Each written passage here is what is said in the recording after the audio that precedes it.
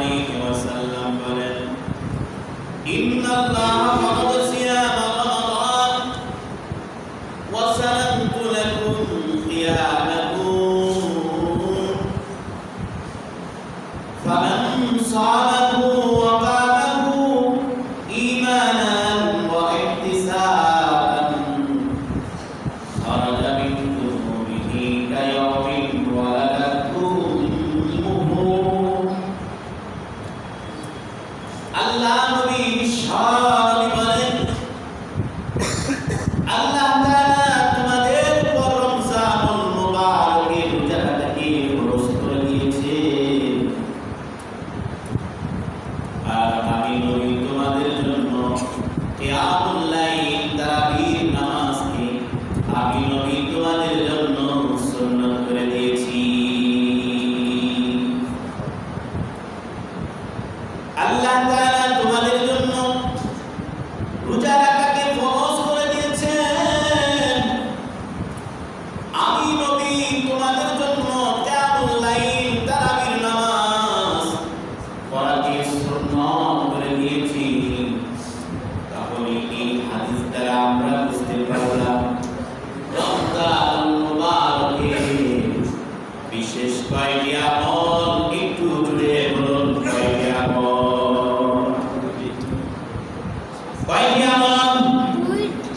দুইটি আমল। এক নম্বর হলো দিনের বেলায় রোজা রাখা, দ্বিতীয় নম্বর আমল হলো রাতের বেলায় তারাবির নামাজ পড়া। রমজানুল মুবারকে এই দুইটা আমল হলো বিশেষ আমল। 12 মাসে কোরআন তেলাওয়াত করা যায়, 12 মাসে নফল নামাজ পড়া যায়,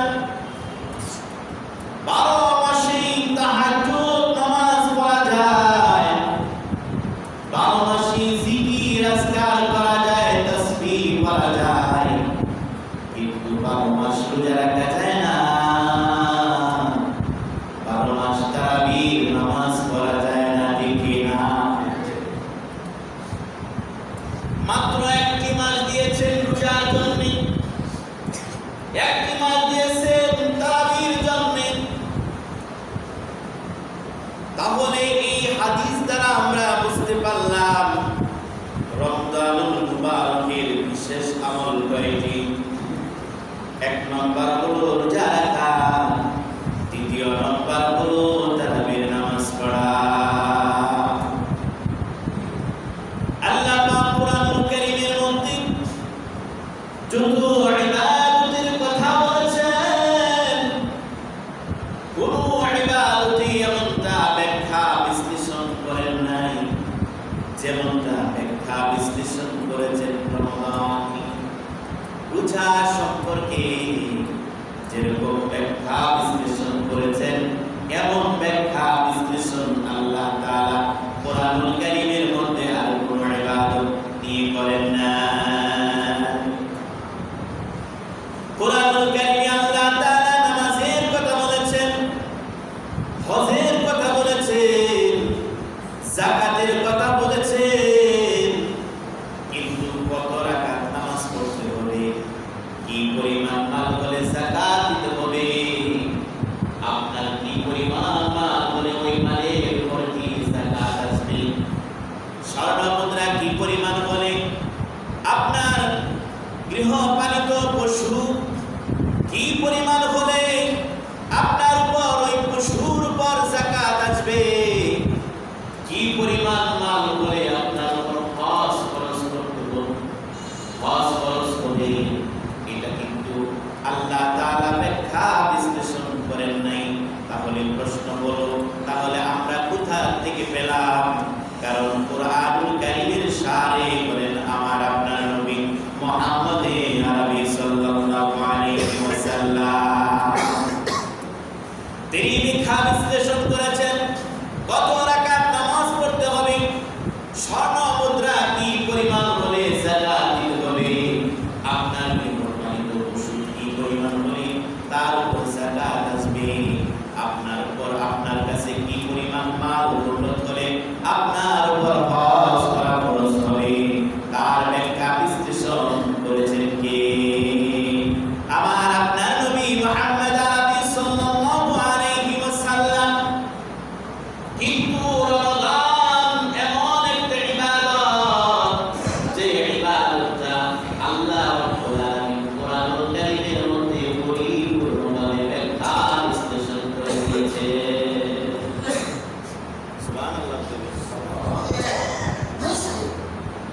কখন থেকে রোজা শুরু হবে, কখন রোজা শেষ হবে, বাড়িতে থাকলে রোজার কি অবস্থা হবে, সফরে থাকলে রোজার কি অবস্থা হবে, সুস্থ থাকলে রোজার কি অবস্থা হবে, অসুস্থ থাকলে রোজার কি অবস্থা হবে, চুলচিরা ব্যাখ্যা করেছেন মহান আল্লাহ রাব্বুল আলামিন কোরআনুল কারীমের মধ্যে। তাহলে রমাদানুল মুবারকের রোজা রাখা একটা বিশেষ ইবাদত, অন্যান্য ইবাদতগুলোও বিশেষ ইবাদত, কিন্তু রমজানুল মুবারক সবচেয়ে বিশেষ একটা ইবাদত।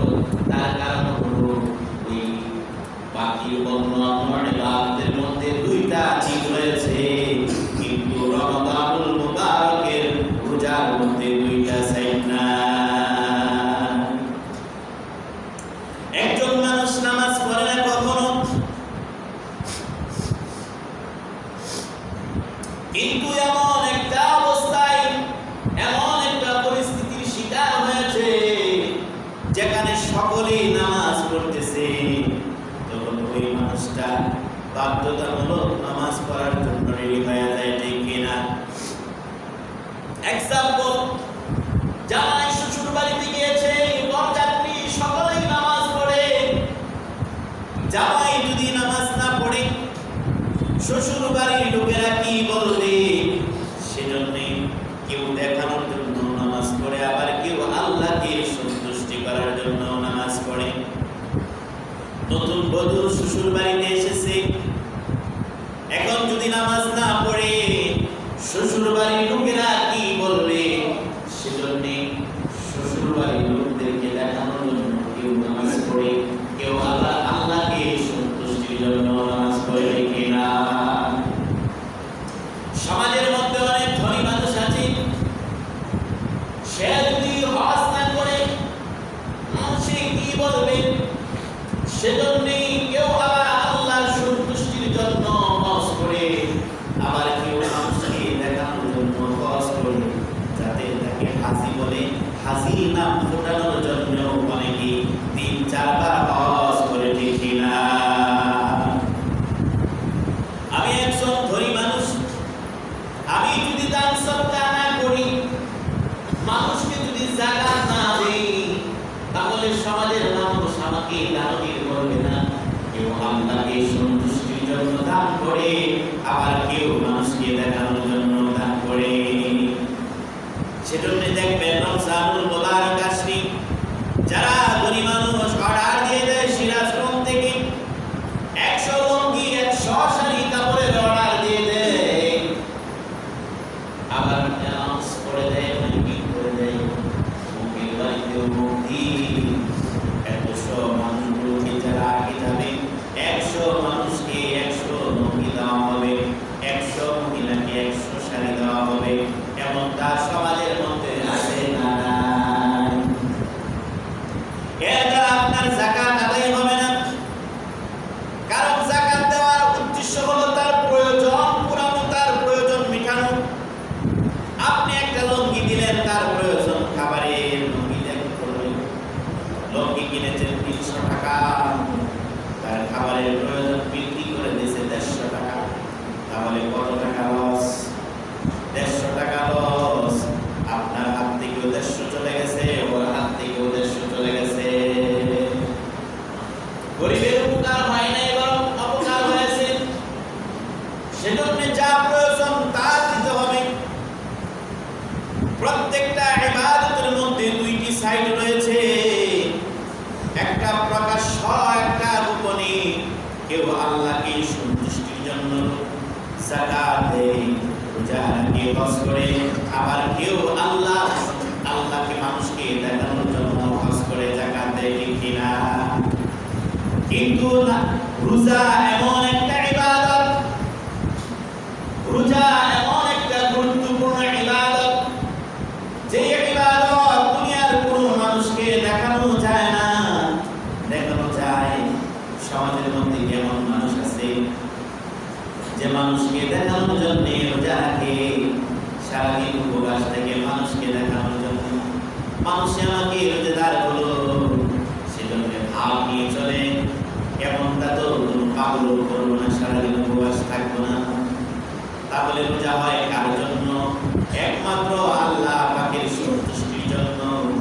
সেজন্য হাদিসে কুদসি আল্লাহ নবী সাল্লাল্লাহু আলাইহি বলেন, আসসালামু ওয়া আলা আজমিহি। আল্লাহ তাআলা হাদিসে কুদসিতে বলেন, রোজা হলো আমার জন্য, আর এই রোজার প্রতিদান আমি আল্লাহ স্বয়ং দিব। কিন্তু আল্লাহ কোন জায়গায় এমনটা বলেন নাই, আসসালাতু লি, আল হাজ্জু লি, আস-সাকাতু লি, আল ফিতরা লি। হজ আমার জন্য, যাকাত আমার জন্য, নামাজ আমার জন্য, এমনটা আল্লাহ তাআলা বলেন নাই। কিন্তু যার ব্যাপারে বলতেছেন, আসসালাতু লি ওয়া আনা আজজি বিহি। রোজা হলো আমার জন্য, আর রোজার প্রতিদান আমি আল্লাহ রাব্বুল আলামিন স্বয়ং তাকে দিয়ে দিব।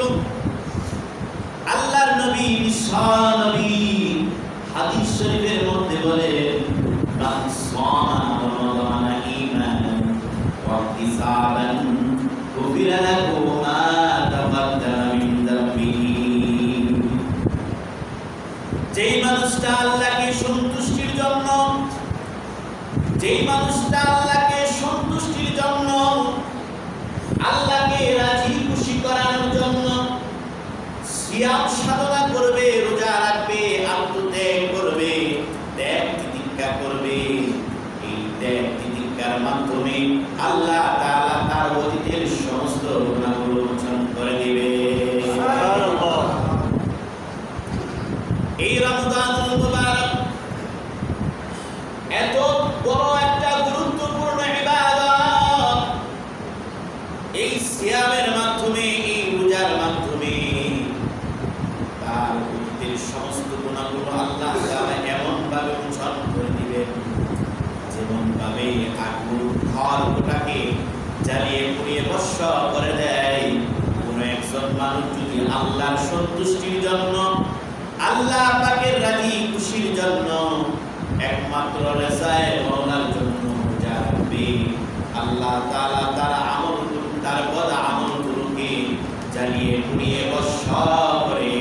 আল্লাহর নবী বলেন, কায়াউমিন ওয়ালাদাতহু উম্মুহু, নবজাত একজন শিশু যেরকম দুনিয়ার জমিনে আসলে তার কোনো গুনাহ থাকে না, তার কোনো গুনাহ থাকে না, ঠিক তেমনি ভাবে একজন মানুষ রোজার মাধ্যমে তার আমলনামায় কোনো বদ আমল থাকে না। তাহলে যারা রোজা রাখবে, গুরুত্বপূর্ণ ইবাদত করবে, তাদেরকে সহযোগিতা করার প্রয়োজন আছে না নাই? কারণ সমাজের মধ্যে তো সকলেই এক শ্রেণীর মানুষ নয়, কম বেশ আছে, এটাই নামই হলো দুনিয়া। কেউ অনেক টাকা পয়সার মালিক, কেউ আবার টাকা পয়সা নাই, কেউ ইফতারি করে খুরমা পোলাও দিয়ে, কেউ ইফতারি করে শুকনা মুড়ি দিয়ে, ঠিক কিনা? তাহলে যাদেরকে আল্লাহ তাআলা অর্থ দিয়েছেন, টাকা পয়সা দিয়েছেন, সামর্থ্য দিয়েছেন, আল্লাহর নবী বিশ্বনবী বলেন, কোন একজন মানুষকে যদি ফাত্তারা সিয়ামা কানা লাহু মাগফিরাতান লিযুনুবিহি ওয়া ইতকু রাকাবাতিন মিনান নার ওয়া কানা লাহু মিথলু আজরিহি মিন গায়রি আন ইয়ানতাকিসা মিন আজরি শাইইন। আল্লাহর নবী বিশ্বনবী হুজুর আকরাম সাল্লাল্লাহু আলাইহি ওয়াসাল্লাম বলেন, মান ফাত্তারা ফীহি সাইমান কানা লাহু মাগফিরাতান লিযুনুবিহি ওয়া ইতকু রাকাবাতিন মিনান নার। আল্লাহর নবী বিশ্বনবী হুজুর আকরাম সাল্লাল্লাহু আলাইহি ওয়াসাল্লাম বলেন, মান ফাত্তারা সাইমান, কোন একজন রোজাদারকে যদি আপনি ইফতার করান, কোন একজন রোজাদারকে যদি আপনি ইফতার করান, আল্লাহর নবী বিশ্বনবী বলেন তার অতীতের সমস্ত গুনাহ খাতাগুলো মাফ করে দিবেন। শুধুমাত্র তাই নয়, আল্লাহ তাআলা তাকে জাহান্নাম থেকে মুক্তি দান করবে। সাহাবায়ে কেরাম তো ইবাদত করার জন্য অনেক আগ্রহ ছিল, প্রতিযোগিতা করত, আর আমরা দিন দিন ইবাদত থেকে সরে যাওয়ার জন্য প্রতিযোগিতা করি, ঠিক কিনা? সাহাবায়ে কেরাম বললেন, ইয়া রাসূলুল্লাহ, আমরা তো মানুষকে ইফতার করানোর মতো সামর্থ্য রাখি না, কিভাবে ইফতার করাইবো? আল্লাহ নবী বলেন, এক ডুব দুধ বা একটা খেজুর বা এক ডুব পানি দ্বারা যদি কাউকে ইফতার করাও, আল্লাহ তাআলা তোমার আমলনামায় পরিপূর্ণ একটা রোজা রাখার সওয়াব দান করবে। কিন্তু যে রোজা রেখেছে, যে ইফতার করেছে, তার ইবাদতের মধ্যে কোনো কমতি করা হবে না।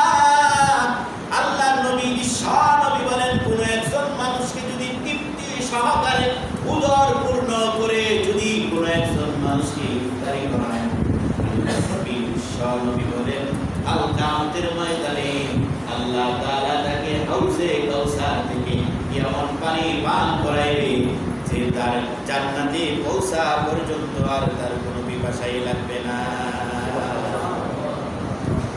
সেজন্য যদি আমি একজনকে ইফতার করাই, একটা রোজার সওয়াব, 10 জনকে করাইলে 10টা রোজার সওয়াব, 20 জনকে করাইলে 20টা রোজার সওয়াব, 50 জনকে করাইলে 50টা রোজার সওয়াব, 100 জনকে করাইলে 100 রোজার সওয়াব, কত জনকে করাইলে কতটি রোজার সওয়াব, যত জনকে করাইবেন ততজন হিসাবে আপনার আমলনামায় রোজার সওয়াব দান করবে। আমরা যে ইফতারি করব, ইফতারির মধ্যে বিলম্ব করব না। আল্লাহর নবী বিশ্বনবী বলেন, লা ইয়াজালুন নাস বিখাইরি মা আজ্জালুল ফিতরা।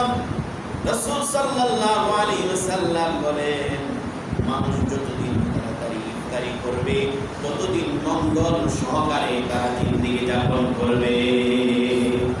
মানুষ যতদিন তাড়াতাড়ি ইফতারি করবে, ততদিন মানুষ মঙ্গলের সহকারে বসবাস করবে।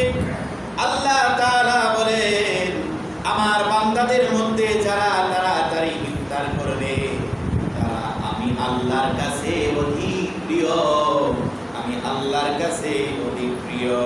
আল্লাহু সুবহানাহু ওয়া তাআলা, আহাব্বু ইবাদি ইলাইয়া আ'জালুহুম ফিতরা।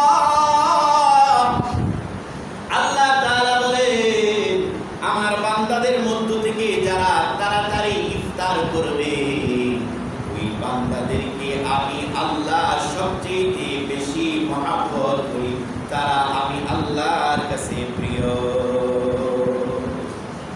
আল্লাহর নবী বিশ্বনবী বলেন, ইসলাম ধর্ম ততদিন বিজয় থাকবে, ইসলাম ধর্ম ততদিন পৃথিবীর বুকে বাস্তবায়ন হয়ে থাকবে, যতদিন পর্যন্ত আমার উম্মতগুলো তাড়াতাড়ি ইফতার করবে।